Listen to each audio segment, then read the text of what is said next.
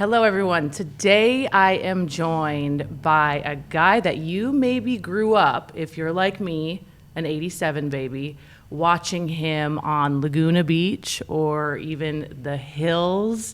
He is a TV personality, and to be quite honest, I'm more excited about him now and the work that he is doing. He is changing lives. He is really talking about his past, his experiences with addiction, and I am honored to have him on the It Factor show. Welcome, Jason Wahler. Hi, thank you very much for having me. Thank you for being here. That was quite the intro. No, of course, I'm grateful to be here. I gotta say, it's funny. I feel like I grew up watching you, and it's so interesting because when I was reading about you, I'm like, oh, he's literally an 87 baby. Yep. We're like the same exact age, and just to see the man you've become, and I know that hasn't been easy for you, is awe-inspiring. No, I really appreciate that. Life has definitely been a journey, but I'm just so grateful for the road that I had gone through to get to where I'm at today, because it's allowed me to find a sense of purpose and passion, and to really be able to give back, and I wouldn't change anything, but it's, I'm just very grateful to be here. Absolutely. Take us back. Tell us your whole story, because some people don't think know. We have enough time for that. They're living under a rock. They don't know. Tell us your story. Okay. I think, can I sum this up for you guys? I mean, born and raised in Laguna Beach. Mm-hmm. Come from a family of four. I'm the youngest of four kids. Grew up loving baseball. That was kind of my passion, my dream of growing up. Loved surfing, loved skateboarding, loved anything outside, really. That was kind of my thing. And as I started to get older, I went to El Morro Elementary School, went to Thurston Middle School, went to Laguna Beach High School. In high school, I started to struggle with, mental health and addiction issues, around 16, 17 years old. Went away to boarding school, actually went to a wilderness program first, then I went away to a boarding school. And then from there, I came back and I was on a show called Laguna Beach, which was a trip. And then from there, and we can go back and touch on all this stuff, but just kind of give you, just a snapshot of it. Went from Laguna Beach to the Hills, and then which was another show, and then from the Hills I went to Celebrity Rehab, so you can kind of see my career. It was a very up and downward trajectory. Struggled, very publicly with it. Struggled with addiction. I had gone to. I always tell people kind of my snapshot of my story is from the ages of 18 to 23 years old. I went to 12 different treatment centers from Florida to Hawaii, every state in between. Dealt with a lot of issues with the law, and just went through a very trying time. My addiction not only took me to contemplation, but attempting suicide. But by the grace of God, I was able to make it out of that. And, July 23rd, 2010 is when I really entered into sobriety. And that was the real beginning of my journey, where I really made a commitment to change. And again, it wasn't a smooth road from there.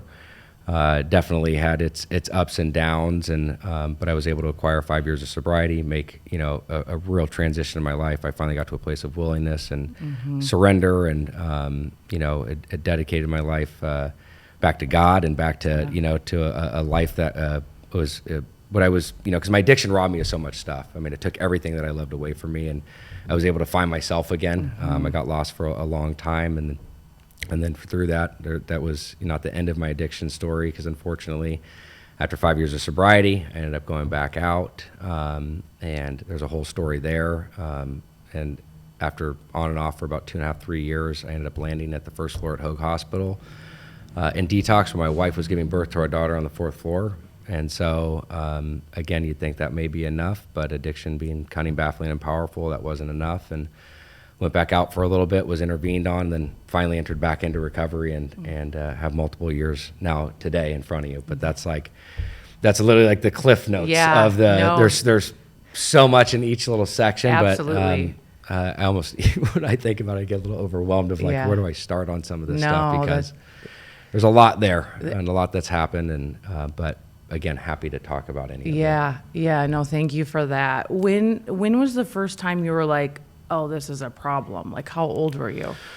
that. It's a good question. I've been asked that a lot, just over the years. And I think when I really look at it, like, probably it's like 17, 18, 19 years old. It was like brought to my attention, but it was something that I could acknowledge, but I wasn't willing to accept. And then I'd say in my early 20s was when I was like, okay, there's definitely, it's not normal to be getting arrested like this. It's not normal. Like, 'cause I always thought I was going to grow out of it. And addiction is a disease of denial. Yeah. And so it's this kind of back and forth thing, because time heals. And obviously as time goes by, you're like, there's not an issue, but I'd really say in my, like 22 years old, 23, I really, really understood that I was struggling. And it was at a place though where I was I didn't care anymore. I was willing to give up. And that's, I was willing to take my own life. Oh, man. Yeah. Did you, were people like trying to get you help, or were you like, I need help, or, Yeah. So, I mean, going back, like again, when I told you before the shows even started, my parents, when I was at a wilderness camp and boarding school, like my parents did everything that they possibly could to their knowledge. You have to remember this is 20 years ago, right? Yeah. And so there's only so much knowledge, resources, and people that are talking about this, right? How to navigate it. And so I had tremendous support from them. But also it was a very, very new territory and a new landscape for everybody. The entertainment industry back then, you have to remember this was before social media. This is like only when people had cable television. Yeah. And at 18, we had established a lot of our own success, our own identity. And so again, at 18, you're an adult. Your parents only have so much financial or only so much support over you. And most kids at 18 back then, your parents have financial restraint on you, so they can leverage you in that way. But they didn't. We had our own success. Right. And so, again, 12 different treatment centers from 18 to 23. A lot of people were trying to help and support, and that was whether it was, I was appeasing the family, appeasing courts, appeasing girlfriends. Like there was a lot of people trying to help. But again, as it was with me, I didn't want to accept what was really going on. And after doing all this work and being at where I'm at today, I can honestly see that I struggled with addiction before I ever picked up a drink or a drug. And so when I look back when I was 12 or 13 years old, which is really important to unpack all this stuff, because I think knowledge is power and it helps me understand where I was at. And at 12, 13 years old, I struggled severely with OCD, which is obsessive compulsive disorder, to the point where it was debilitating, where I'd wash my hands till they would bleed, and I'd have to put neoprene gloves on at night with Neosporin, and because I'd go like this and my hands would crack and they'd start bleeding. And so that's a life that I'm living on behind one side. And on the other, I'm this popular kid. I was, athletic. I always had a lot of friends, and was, just kind of always had a girlfriend. It was just, it was living this double life. So there was this kind of double life I was living on the outside. Nobody knew what I was experiencing behind closed doors. Plus, on top of having the OCD, I was struggling with anxiety, depression. I don't know how to explain this to you. I'm not going to go tell my, hey guys, I wash my hands 30 times a day. So just trying to navigate that. And again, when I say having addiction before I picked up the drink or the drug, it's because drugs and alcohol are the solution. It's the mannerisms and the behaviors that come into place. And so it's what I was doing and how I was feeling and the symptoms that I was going through, not only being pre-genetically disposed to addiction. Half my family struggles with addiction. And so there was, basically the odds were stacked against me. I mean, I'm German, Cherokee, and Irish. I should have had a stamp from when I came out of the womb saying do not give this kid any type of substance. But so, I mean, there was a lot of things. And my parents were, because the end of the story is they're the motivating factor. They were a part of my moment of clarity why I ended up changing my life. And so they were so supportive through all of that. And I put them through hell. Yeah. Which is, very, very hard, but they're obviously very proud today. But yes, I think I went down a rabbit hole explaining the support that I had from people. What in particular did your parents do? I read somewhere, did 10 rehab facilities deny you more? Not deny me, they happily accepted me. Or they accepted you? Or okay, expand on that. Well, so I went to 12 different facilities. 12 different facilities. In a 5-year span. So basically, I'd go into a detox or residential program, actively arrest the disease, get stabilized, come out, stay sober for a little bit, and then have to go back in. So were these places not that good, or were you just like walls up? No, You weren't it's- willing to go there? No, it's not that these places aren't good. I mean, look, treatment does work and recovery is possible, but it's also somebody's got to be at a place where they're willing to get help. They got to be in a place to surrender. They got to be willing to meet in the middle. And Yeah. 98% of the programs I went to in the beginning stages, I was not willing to. I got a problem, but I had no intentions of really stopping. Yeah. So, okay. it's no fault to the programs. It was definitely operator error. Yeah, you're like, I'm here, but you already knew in the back of your mind, like, I'm gonna get out and keep living my life. I was just, like I said, Yeah. I was doing it to appease. Yeah. Appease At individuals. this time, are you like on TV? Like you're in the mix, you're in the scene, you're like the glamour guy, like, It was the height of it. I mean, Yeah. I think there was actually an episode on the hills where Lauren came and visited me in rehab. Yeah. I do So, I mean, remember that. it was a part of, Yeah. it was definitely a part of the, can I hear that? So how was that really? Like, how are you? I'm just imagining, like, what the frick? I'm like, you're caught in this sea of LA, this show, mind you, that is popping off, right? You're so young. You're dealing with all this crap, but then you're dealing with like the fame and the this and the that. Like, did you even like know what was going on, or were you just living in it? Like, I wonder. Yeah, no, I mean, going through that experience, it was very surreal. I'll never forget the moment when the first commercial aired, because we had no idea what the show was going to do. We didn't know the success it was going to have. And like, I'll never forget when that first, whether it was a commercial or whether like the first episode came out, and just when I went down to the gas station the next day, like how just everything changed and life was completely different. And obviously when you're at 17, 18 years old, you're still not developed. Oh, you're a baby. You're still very impressionable. You're very Yeah. impulsive. And so you take a person like me who had an overinflated ego with an underestimated sense of self-worth, and you throw that type of exposure to it, it just adds fuel to the fire. So I think we were embracing everything that came with it. Like I said, we didn't know what we were getting ourselves into, and there was nothing to really relate it to at that time. Yeah. So how many years was that? Well, the Laguna was on for 3 seasons, and then the Hills was on for like 10, and then the Hills came back in 2019, 20, and 21. Yeah. So it's the show that never goes away. Yeah. You know, Oh it just my keeps gosh. coming back. It just keeps coming back. Do you feel like from there you went on the rehab show, correct? Celebrity Rehab with Dr. Drew. Yes. Oh my gosh. How was that experience? It was actually a really good experience. Dr. Drew is an incredible person. Yeah. I went into that show. I actually had a little bit of sobriety time prior to going in.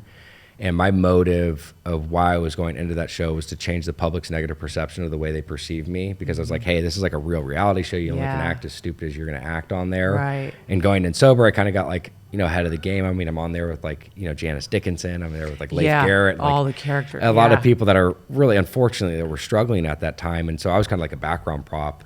But I was able to really connect with some amazing individuals, some amazing, peers, and very educated individuals that were able to be instrumental in my sobriety moving forward. So I went in there with a motive, but I ended up taking out a lot more than what I initially went in to get. Yeah. So, but it was a good experience. Like I said, I mean, the public and people in the industry have their thoughts around celebrity rehab, and there's a bunch of it's just a bunch of you're exploiting these people, and I actually gained a lot out of it, and I still to this day talk to Drew all the time, and he was very instrumental in my sobriety. It's beautiful. Yeah. I look at it as like, I think it takes a tremendous amount of humility to be like this public figure and be like, here's my faults, here's my traumas, here's my addiction, and I am going to try to get better publicly. And I just think like that's mad respect to me. Like as a speaker, and when I get the people to open up and to go there with me to heal their wounds, they're not going to go there until I publicly tell them my traumas and my setbacks and so I really do want to commend you for that. And I just see you you're constantly doing it, Jason. Like, even when you had your setback a few years ago, like, you just died to yourself and you went out there and said, guess what? I'm not perfect. This is what I went through. And it's just, not many people live their life like that. Well, I thank you very much, and it's taken a lot of practice and a lot of times falling and getting back up, but I found tremendous value by expressing vulnerability. It creates humility, and we live in a broken place in a broken world. That's and right. A lot of people struggle. They do. I truly believe this, and I mean this wholeheartedly, is there's no way I should have survived what I went through. And I'm not, looking for sympathy or anything. It's just more of like just the car accidents, the amount I was used, just the things that I went through, trying to take your own life. I mean, like, if I even shared with you how I survived the suicide component, it's like it doesn't make sense, and just how God's worked in my life. I really believe that He's kept me around. And again, from a very humble standpoint, to be able to leverage my story and share it, just to connect with other people. And it's like when the Hills came back in 2019, 2020, going through what we went through, and to be able to have and be in a place where I feel educated enough to share my knowledge around what I've gone through, and to hopefully provide, relatability and connectivity for people, but also hopefully some solution. Yeah. To be able to go back on the show, because me and Ashley were not going to go back on. And Right. Of all people, right up the road, the guy called the Harley Doctor, who works on my motorcycles and stuff. I was like, I don't know if I'm going to do it. And he's a Christian guy. And he's like, dude, God, you don't have a choice. You're getting your butt back on there, and it's, God's not done with you. And it was just, again, it was really cool to be able to go back on and, leverage what we had gone through to share our experience, strength, and hope. And it was just amazing to see how many people, not only that struggle with addiction, but how many people were in my wife's shoes, because wherever there's an alcoholic or an addict, there's a codependent, and sometimes they're just as sick, if not sicker. And so for Ashley to go in a spot to be able to share her experience, strength, and hope, for me to be able to go on there and talk about it, not lecture, but just to share our journey, you wouldn't believe the amount of people that reached out. Oh, it was so good. I was like, yeah, God's hand is all over you. It's so evident. Your wife, Ashley, she's so beautiful. Thank I you. love seeing your guys' family and everything you're creating. I know, though, before her, right, you were kind of the single, elusive, Living out in left field. Yeah, just kind of do whatever. So, tell me about, meeting her and what made her the one, and, how has that been for you? Ashley I'm married above my pay grade. She is the first person, she was the first, I had one or two real relationships, but she was the first person, sober, connected, committed, just fell in love with. And really what was the point where I'm like, oh my God, this person's definitely somebody I could see myself being with long term, is we had met prior to me getting sober and stuff, very, very, very vaguely. And then we'd reconnected when I had about a year of sobriety. And I told her, I said, hey, look, if my sobriety is my most important thing in my life, and if I don't have this, I won't have anything else. And she just looked at me, she goes, I totally understand that, I support that, I won't drink with you. And I was like, what? Okay. And it went on she didn't drink for over a year and a half to support my sobriety. And I was like, that to me was, because I know if I don't have the sobriety, I don't have anything. And it was just somebody that was willing to, and that's what a normal person should be able to do, first of all, is people that don't struggle with alcoholism should be able to take it or leave it. Yeah. And so that was just a testament to it, because she still enjoys a glass of wine here and there, and she still goes out with friends. But, that was something that really stuck out to me in the early stages, because also when I first got sober, I was also, getting a whole new group of friends, there's so much I was just trying to work through personally. Yeah. And so just having that extra bit of support, not that she needed to do that, but the fact that she was willing was really, really incredible. Yeah, absolutely. And then, when you did have your relapse, you had a child, correct? Yeah. Okay. Yeah. So after 5 years of sobriety, and it's, not that it's funny, but I try to make light of things now. Yeah. But basically after getting 5 years of sobriety, I stopped doing everything that I was doing to get to that 5 years of sobriety. So I stopped seeing my mentors, stopped seeing my sponsors, stopped working the steps, stopped going to church, stopped doing all the things that I needed to be doing that collectively got me to that spot, because I always tell people consistency and structure creates safety. And I started to mitigate all those things. And I thought that I had this on my own. Best of my decision making gets me back to these places. So with no intent of really abusing, God's honest truth, look you dead in the eyes, is I went back to a psychiatrist. Life got full in a good way. Stopped doing the recovery stuff and just was more focused on the materialistic things, and went and saw a psychiatrist who knew my history, and was familiar with, my background. And I'd been prescribed Adderall a long time ago when I was like 12, 13 years old. I didn't like it. But after being in recovery and being somebody that loved cocaine, probably not the best thing to give somebody pharmaceutical synthetic grade meth. And so, I tell people I got prescription dyslexia, about 3 months down the road. Instead of taking one every 12 hours, I was taking 12 every 1 hour. And it just went down a really deep hole. And I think the scariest thing, though, is as I started to relapse and as I started to abuse the medication, and I got into a drug-induced psychosis, got into having sleep deprivation, suicidal ideations, and it went on for like 9 months. Ashley saw what was going on. She did not understand. Like I said, she only knew me sober, so she didn't really she didn't work a program. She didn't go to Al-Anon. Right. So as this was happening, I was obviously able to manipulate her, and that's just the disease. Sorry, I feel like give me 1 second.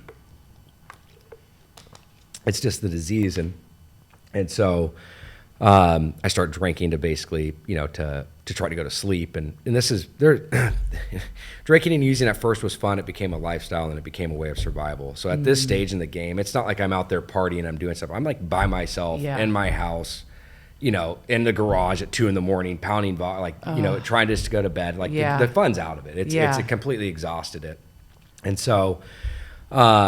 But that went on and off for years, because also working in the recovery space, still trying to advocate. I'm trying to help people while I'm dying inside. Like, again, not justifying what I was doing, but I was really in a sick place, but my motives were still to try to help people. And so it got to a place where finally Ashley got the appropriate guidance, appropriate direction, and I was intervened on, and I was at a place of game's over, and so I ended up going to Hogue, and just a couple days after, my wife's water broke, and she was up on the 3rd or 4th floor giving birth, so I had to go from the detox at the 1st floor up to where my daughter was. How was that experience, holding your daughter in that moment? Do you remember it? Yeah, thank God. It's really hard, because I was still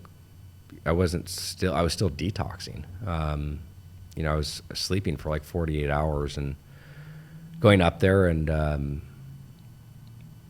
not being able to enjoy such a precious moment.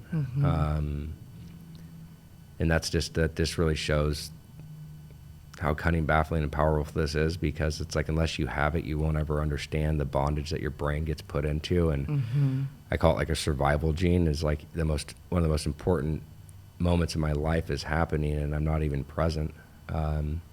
It's not that I didn't want to be, it's just that's the addiction gene. Yeah. And that wasn't enough to stop, because 5-6 days later, I ended up going back out. And, I didn't actively arrest the disease. I did not get stabilized. I did not do what I needed to do. And I have all the knowledge. I know what I need to do, but it was like, I wasn't willing to put forth that. It was just like, that's how insidious this thing is. And I know for me, I have to have a true disruption to get back on track. And so it went back out for another, I don't know, like 4 or 6 months, whatever it was. Like I said, I don't keep track of that stuff, like, because there's so many things that had happened, but went back in after that initial 6 months, and that's when I made the commitment and really transformed again, and then went back on the show and had like 9 months of sobriety. There's so much that happened just looking back. Had 9 months of sobriety, ended up having a day relapse that I called I called Drew, I called a couple people, and they're like, dude, it wasn't even a relapse. You took a pill, and because there was a thing I was going through with like body imaging, just a bunch of stuff that I'd never experienced before, going back on television, and just like there was so much stuff, but caught it right away. But I still count that as I was trying to escape, and I was not in the right headspace, and so but December 17th, 2019 was the last time I've ever had a drink or a pill. Hold up. Are you ready to take your brand to another level? And maybe you might be thinking, brand? I don't have a brand. Oh yes, you do have a brand. And chances are, if you're listening to this right now, you also have a message that you are ready to get out into the world. Well, if that is you and you want to take things to a whole nother level, when let's just face it, it's required in 2023 if you want to stand out in a noisy market, then I want to personally invite you to the It Factor Bootcamp Branding Edition. Now, this is not just any boot camp. What this is a couple days of you away from your crazy busy life, and we have curated 2 days of absolute brand integration. We are going to be helping you identify your brand message. We're going to be showing you how to create next level content, have a plan that matches whatever it is that you're selling and who you're selling it to. We're bringing in some of the best PR people in the world to teach you how to self-promote and then also how to stand out and to really create that halo effect, what I like to teach on. There's so many other details happening, but what this is an intimate 2 days with myself and my partner Jake.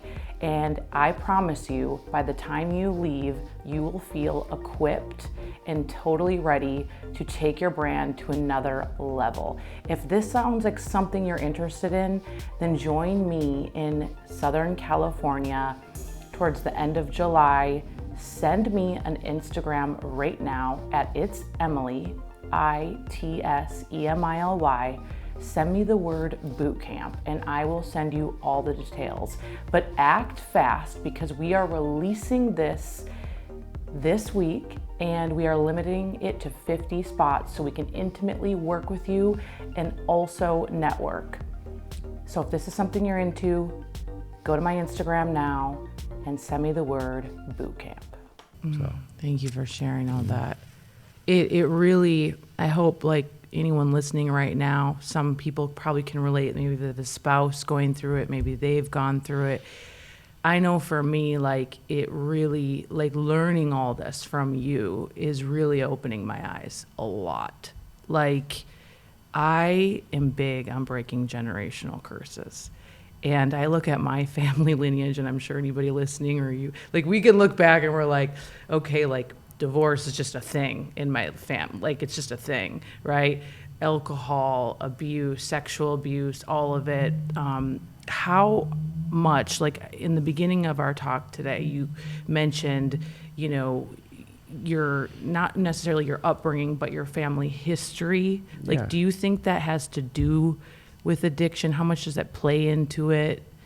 Well, I mean, not being a doctor is something Yeah. I'd love to have, like, you know, Dr. Amen or Dr. Hedrick Yeah. or somebody to be able to really break down and talk about this. Yeah. But yes, there is pre-genetic disposition to addiction and alcoholism. And like I said, half my family struggles with addiction and or mental health. But I will tell you, since I originally came into this July 23rd, 2010, 8 of my family members have now entered into sobriety. So it's been pretty empowering. It's been pretty powerful. And I'm the youngest of 4 kids, and that's aunts, cousins, uncles, brothers, sisters that have been dedicated and willing to turn their life around. Wow. Amazing. Yeah. So it affects, you know, and you know, like I said, there's addiction to the best of my knowledge and my ability. I mean, it really there is that pre-genetic disposition, there's environment, there's traumatic situations and things that happen. There's a lot of different variants that can come to it, but I really think it's in my family, it's ingrained in our DNA. And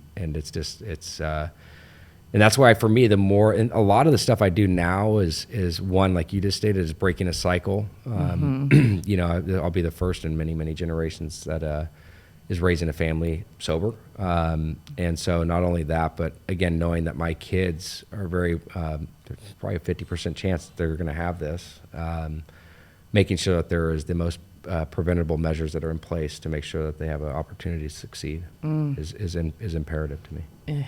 Yeah, absolutely. What do you do day to day now? Because you said something, and it's like you were, focusing on all the things, the day to day, your relationship with God, like all the things. You were I always say you gotta take a shower every day, right? Yeah. Like it's just how it goes. And sometimes we get to the top and we coast, and I'm like, the moment you think you've arrived, you've begun your decline, like whether that's in business or whatever. And truth. I've been guilty of that too, where it's like I worked so hard and then I just like, what the frick, you're just gonna let it all go, you know? Yeah. So what does that look like day to day for you? Well, that's the thing is even talking about like treatments, right? It's I always tell people it's not hard to get sober, it's hard to stay sober. Right. And so it's like you can go to a treatment facility, you know, that's why I think there's a big misconception. People will go away for 30, 60, 90 days and they're supposed to be magically fixed. It's like, no, you're not going to go away for 30, 60, 90 days and somebody that's been in a road of destruction for 5, 10, 15, 20 plus years is going to fix that in 90 days. It's a whole new way of life. And so for me, it is a daily reprieve. It's literally, I have something that I set up on, I have a daily structure, like I stated, consistency and structure creates safety. Think for a baby, having little kids and stuff, when they are in routine, they thrive. When they're off of routine, they don't thrive. Yeah. And it's the same things for adults. It's no different. I mean, we're all wired that way. And especially for alcoholics and addicts, I feel like we definitely need that structure and the consistency. So when I wake up, I do a morning meditation. I read my Jesus Calling book. Yeah. I have my daily devotional. I do a gratitude list, not only 3 things I'm grateful for. It's not only what, but why. That's where the most important meat is. It actually really gives you an opportunity to identify why you're grateful for those things. After that, I always incorporate a little bit of time. I actually will do, I try as best I can to do a gratitude list with my daughter too, to spend quality time with her in the morning. But I send my gratitude list out that I write, to a bunch of other guys in recovery or that want to be a part of that list. And then after that, I always partake in some form of exercise. That can be as minimal as taking my dog on a walk, Pilates, kickboxing, the gym, but exercise, your brain produces more potent chemicals than heroin. You just got to let it work. And so I'm very, very, very keen on activity and exercise. And then from there, I go about my work day, and I structure my schedule. So if everything is based, it's God and sobriety, and then family, and then work, and then and so on and so free time, playtime, friends, whatever. And I actually just went over this with my therapist because I was misconstruing. I started to see like work life was getting crazy and all this stuff, and it's like, no, I have to put the things that are detrimental to my recovery and my sobriety first, and then everything else will fall around that. And so it's awesome because I keep that at the highest priority. Again, restructured that. And at the end of the day, which is my favorite thing, is I actually do, me and my wife have our own little routine where we check in with each other to see how each other's days were going. I also attend Bible studies a couple times a week. I go to church, so that's interacted throughout the week. It's not the day-to-day thing, but at the end of each day, as I do a daily reprieve and an inventory on my day, and I see where the areas where I fell short and the areas where I needed to make amends or improve. But not only do I identify the things that are negative, and this is something that has been so huge in my life, is actually identifying the things I did right. And so I actually notice and be like, dude, you did really good with this, this, and this. Like, give yourself kudos to that. And so what that all does, though, is when I go to put my head to bed and wake up the next morning, I have a fresh start. So everything is that day is history. Yeah. And so it's a new day. Oh, I love it. Yeah. So good. So good. I do some of that, and I'm like, okay, there's other things, like, because we tend, as achievers or any people, you're like, okay, what did I suck at today? Instead of, no, what did I do good at?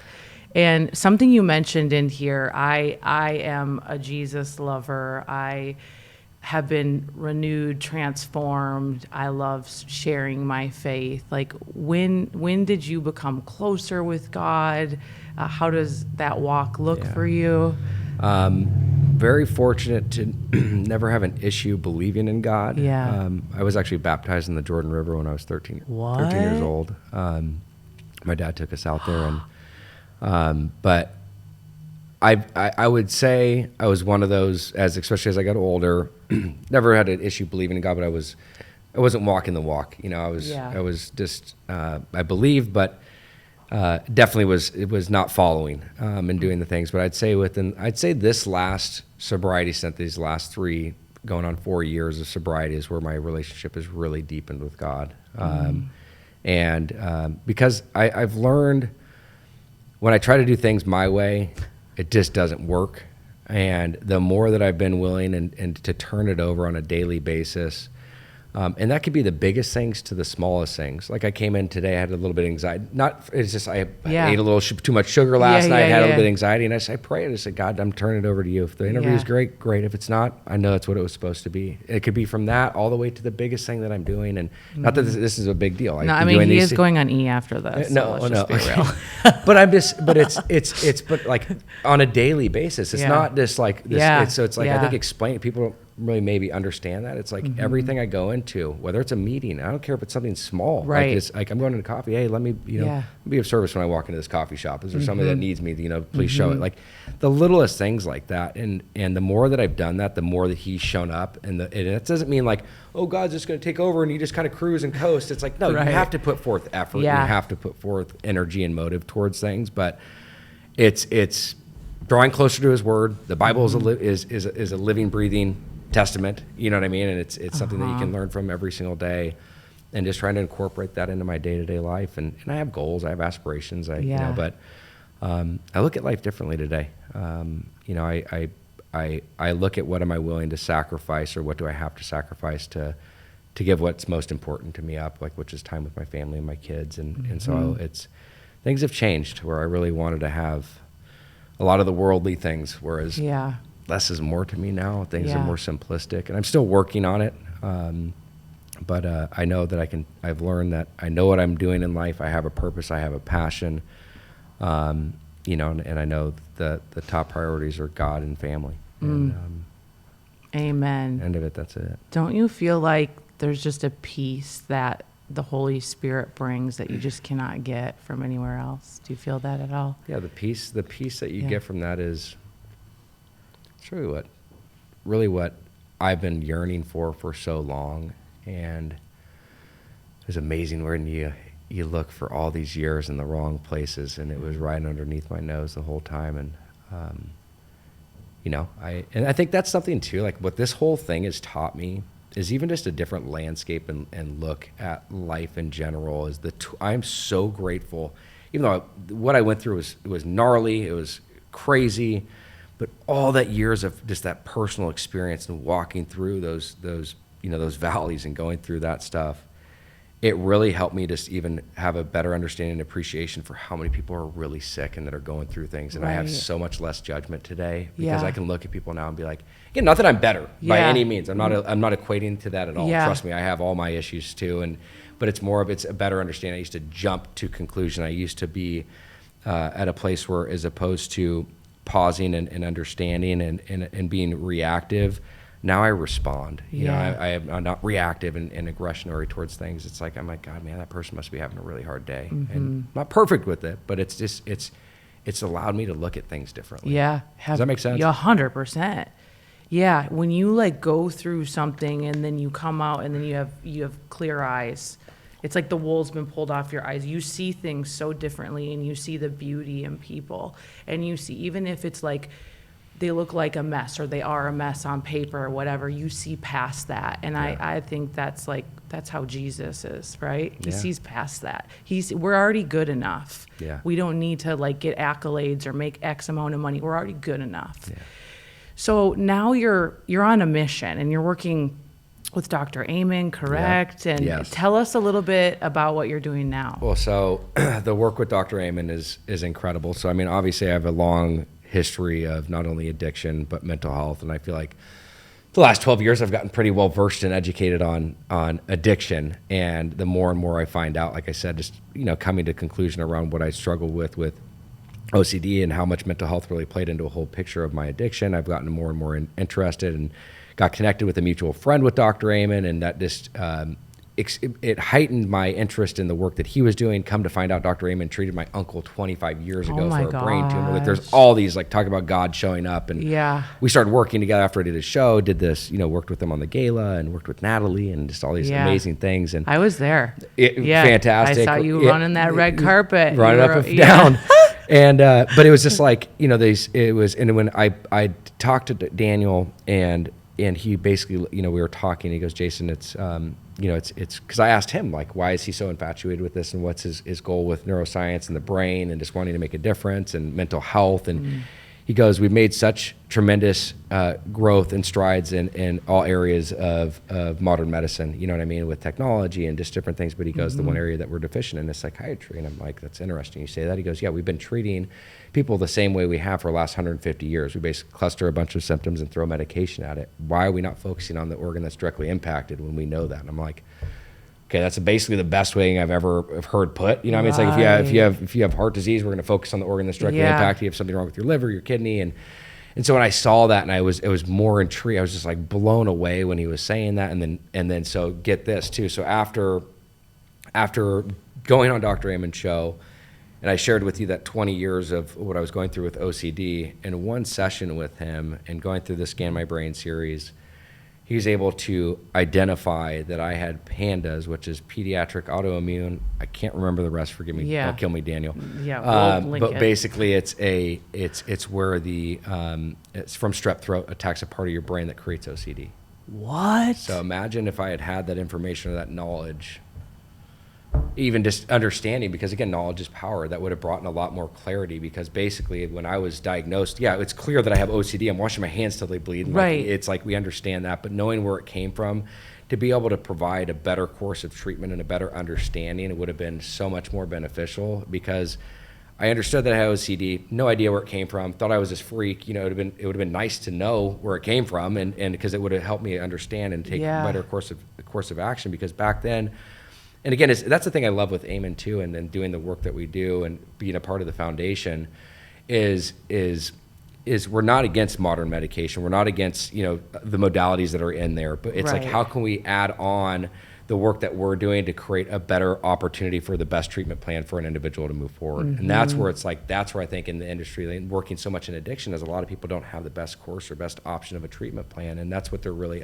able to unveil. Mm-hmm. And you're able to look at the brain, see where it's deficient through SPECT imaging. You can see where the blood flow is not going through somebody's brain. You can see where it's inoperable. And it's like, there's things that you can do to fix that and where it's targeting. So it's just really, really, so it's like selfishly, I'm new. I've been there for, almost 3 months now, but it's also, I'm so blown away by the work that's being done. So like selfishly, I'm like so infatuated because I'm learning about myself. But moreover, the foundation's goal is to create a revolution in brain health. And so or actually, let me say that again, if you can change that, just because I forgot the first part, is we're wanting to end mental illness through a revolution in brain health. And so I think that's, it's to me, it's not even, if somebody can do it, it's going to be Dr. Amon. That's right. When you got 230,000 scans of people's brains and seeing where, and you have over an 80% success rate of people that come through that have a better quality of life, it's something's working. And so the other thing from it too is having a visual. It's like especially in early stages of recovery, like I used to always take pictures of my buddies that would go into treatment and stuff. It's like, hey man, like look what you look like now, to see what you look like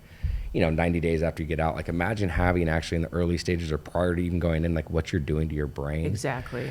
Like for me, I'm a visual learner. Me too. I mean, that would have changed a lot of the way I would have approached things. So there's like I said, there's so much there, and I'm learning. There's so much there. There needs to be brain scans in every freaking rehab center. 100%. Like when I first learned about this and scanning your brain, I was in a relationship with an ex-football player who was kept the weed, kept the cocaine, and I literally brought him there. Oh, no way. Yes. And this is years ago. And I was like, we're going to scan your brain. You want to see like what you can, and it was like, lies. He would lie about it. And I'm like, no, I know what's happening. I'm not stupid. And I was there the day they got the scans back, and it was like riveting for him to see the repercussions, and not just from concussions and things, but like actually what is going on in your brain. Yeah. And I am so passionate about it, and I love that you're bringing awareness to it. And like, so like I appreciate you sharing that. I think just like the 3 pillars of the foundation is research. And so I think that's, again, knowledge is power. I've said that 10 times today, but having that research and actually a better understanding of what this is going to do for individuals is imperative. And then we also provide scholarships for those that need help but don't have the means or the resources to get the help that they need. And then the other thing is education. So we're creating a ton of different educational programs for all ages, all walks of life. And so it's really cool. It's really fun, and just so grateful for the opportunity. So great. Oh my gosh. What would you say here in closing to someone that's listening to this, that maybe they're dealing with someone who's struggling, or maybe they are? Like, what would you say to them, like words of advice, you know, whether they're deep in or they just think like, oh gosh, I think there might be a problem here? I think like the biggest thing I could say is you're not alone. You know, there's so many people out there that are struggling, and you know, you are worth it. Don't give up. There is a brighter light at the end of the tunnel, and you may not see it, but you know, reach out to somebody, connect with somebody, pray, ask to get connected with God. But you know, I encourage people to know that they're not dealing or battling with this by themselves. There is so many people out there. I mean, this is the leading cause of death in America for individuals 50 and younger is substance abuse. And I mean, you look at suicide at an all-time high. It's very alarming, you know. And so it's no, you're not alone. There is help out there, and you know, reach out to us. You know, we can try to point you in the right direction. Yeah. Where can people find you? Best thing is you can just, Instagram's always easiest, Yeah. I think, this day and age. Either just my website, jasonwahler.com, or at jasonwahler on Instagram. You're amazing. Thank You're you so amazing. much. I'm so blessed by you, this conversation, and what it's going to do for people. And I will continue to pray for you and stay connected to you. So thank you for so being much. here. Appreciate it.